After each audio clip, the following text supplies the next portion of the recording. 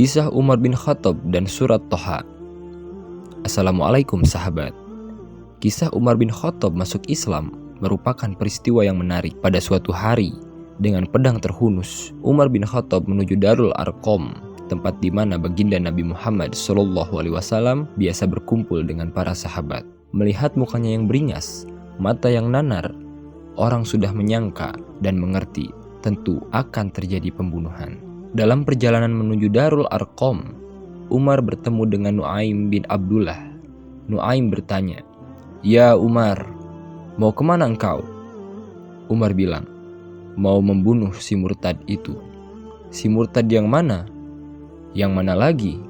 Itu yang memecah belah kita, yang menghina berhala-berhala kita, yang menjelek-jelekan nenek moyang dan keturunan kita.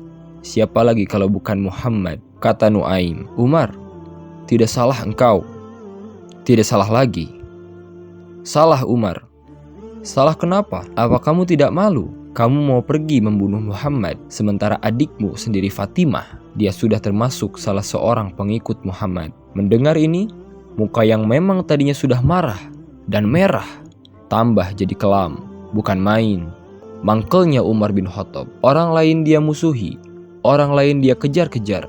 Ini malah adiknya sendiri menjadi pengikut dari baginda Nabi.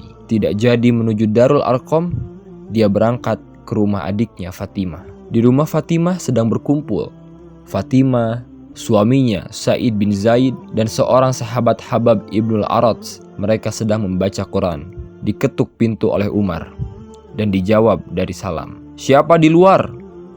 Umar.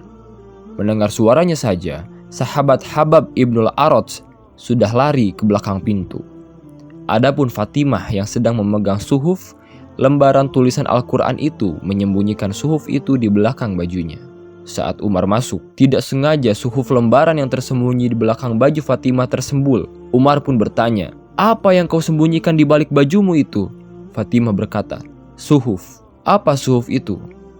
"Lembaran Al-Quran." Maka dibacalah lembaran tersebut. "Thaha, tidaklah aku turunkan Al-Quran ini untuk bikin sukar manusia, melainkan merupakan peringatan bagi orang-orang yang takut kepada Allah. Sesungguhnya akulah Allah, tidak ada Tuhan selain aku, maka hendaknya hanya kepadakulah kamu menyembah. Dirikanlah sholat untuk mengingatku. Sesungguhnya kiamat itu pasti akan datang, yang sengaja waktunya tidak kami beritahukan kepada kamu, untuk kami balas segala setiap orang tentang apa saja yang telah mereka lakukan dalam kehidupan dunia ini." Setelah membaca ayat ini, gemetar tangannya. Dalam hati Umar ini tidak main-main. Belum pernah saya baca ajaran yang semacam ini. Tidak patut orang yang mempunyai kitab suci semacam ini dimusuhi. Ini sesuatu yang benar. Tergetar jiwanya. "Hai Fatimah, beritahu aku di mana keberadaan Muhammad. Saya tidak akan memberitahu kamu." "Di mana?" kata Umar lagi. "Saya tidak akan memberitahu," kata Fatimah. "Lebih baik kamu bunuh saya kalau memang maksudmu mau mencelakakan Muhammad," kata Fatimah lagi. "Sama sekali saya tidak akan mencelakai dia, Fatimah. Kasih tahu saja di mana dia," ujar Umar. "Darul Arqam," kata Fatimah. Bergegas Umar menuju Darul Arqam. Saat di dalam Darul Arqam, Nabi Muhammad memang sedang berkumpul dengan para sahabat, termasuk ada Sayyidina Hamzah yang juga dikenal sebagai jawara juga. Diketuklah pintu. "Siapa di luar?" "Umar." Di dalam Darul Arqam ini geger sebagian sahabat. Umar datang, ini pasti sebagai bencana, tapi baginda menenangkan mereka. "Tenang, mudah-mudahan ada hikmahnya." Sayyidina Hamzah tampil. "Bukakan dia pintu. Kalau niatnya baik, kita terima. Kalau niatnya tidak baik, saya paling depan." Dibukakan pintu. Begitu dibukakan pintu, Umar masuk merangkul baginda Nabi Muhammad.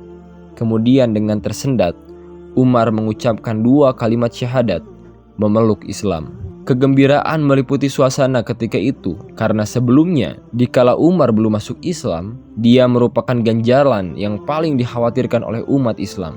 Namun setelah dia masuk Islam, jelas merupakan suatu keuntungan yang sangat besar. Umar memeluk Islam bukan karena bujuk rayu orang, tidak karena diberikan harta, tidak karena diiming-imingi oleh kedudukan tinggi, tetapi karena kebenaran. Hidayah menembus hatinya melalui wasilah ayat dalam surat Thaha. yang dibacanya melalui suhuf yang dipegang oleh adiknya sendiri, Fatimah. Seperti itulah hidayah sahabat sekalian. Hidayah akan selalu datang pada setiap orang. Namun, tidak semua orang bergegas segera menjemputnya. Mari kita ambil hikmah dari kisah ini bahwa agama Islam memiliki ajaran yang sangat sempurna dan tanpa celah. Maka dengan itu, semoga kita istiqomah berada di jalan ini. Sekian dari kami, semoga bermanfaat.